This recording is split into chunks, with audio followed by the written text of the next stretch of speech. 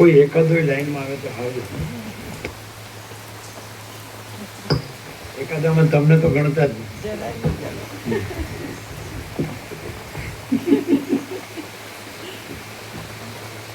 એટલે તમારે કે લગ્ન છે એ લાયસન્સ વાળું લખવું અને અમારું લાયસન્સ વગરનું લખવું. લાયસન્સ વગરનું લખવું એટલે અમે મુક્ત, ફ્રી, બિંદાસ. કેમ તમારી ભાષા બિંદાસ એટલે શું? કોઈની પરવા નહીં એવું. બિચારાને કાંઈ હું બોલું ને હું નહીં એમ ગૂંચવાય.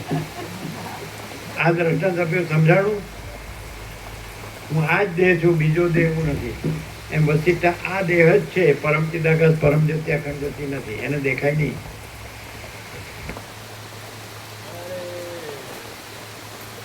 ચલો ભલે તમે ચંચળતા ભ્રાંતિની પૂતળી હો, પણ તમે વસિષ્ઠને સાંભળ્યા આટલા વર્ષો, તો તમને પોતાને પ્રેક્ટિકલી બોલવામાં તમે બોલો એ કાંઈ ન ગણાય.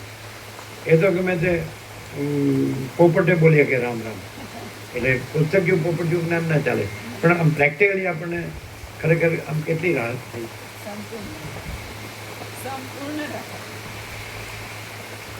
જો બોલો બોલવામાં થોડું કોઈ ગાંજ્યું જ જાય નહીં. ખરેખર એ જ છે, સત્ય એ છે. એમાં મહિમા તમારા પ્રકાશનો છે, તમારી શાંતિનો. અમે છીએ જ નહીં. મહાચિદાકાશ સબ કુછ है, मैं कुछ नहीं. એ જ મહાચિદાકાશ જ. કોઈ પણ આરોપ ન થઈ શકે એવું આ સત્રાક્ષર છે કે મહાચિદાકાશ સબ કુછ है, मैं कुछ नहीं है.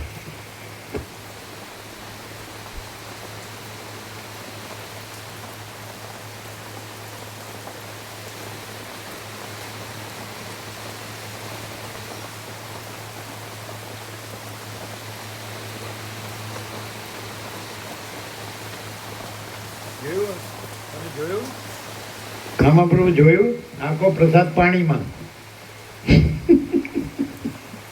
એટલે શું અર્થ છે? આ પ્રસાદ એટલે આ પ્રકાશ આ પાણીમાં નાખવા જેવું નથી.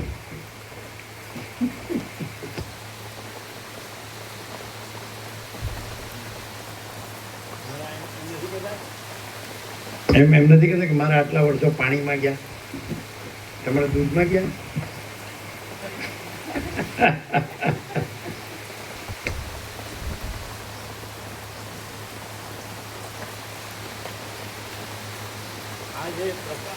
પ્રકાશ છે એ આખો પ્રકાશ છે, એટલે કેવળ સ્વરૂપ છે. ખાલી એમાંથી હું આ છું એ કાઢી નાખવા માટે જ આ પ્રકાશ પ્રકાશી રહ્યો છે. બાકી તો પ્રકાશ પ્રકાશ જ છે ને. એમાં હું આ કોઈનું ઈશ્વરનું હું નથી, બ્રહ્મા વિષ્ણુ મહેશનું નહીં, કોઈનું હું નથી. પણ એવો ભ્રમ જો રૂપ થઈ ગયો તે ક્લિયર થાય પ્રકાશ કે ભાઈ જેમ સૂર્યમાં રાત્રિનો અંધકાર સંભવતો નથી, એમને અખંડ બ્રહ્મ સૂર્ય પ્રકાશી રહ્યો છે. પરમ ચિદાકાશ સૂર્ય કે મહાચિદાકાશ સૂર્ય કે પરમાકાશ સૂર્ય પ્રકાશી રહ્યો છે. એમાં કોઈ હુંનો ભ્રમ છે અને એનું કોઈ દુઃખ કે અશાંતિ પણ છે નહીં. એને પરમ શાંતિ જ છે, પરમ આનંદ જ છે, પરમ પ્રકાશ જ છે, પરમ આનંદ જ છે અને પરમ શાંતિ છે.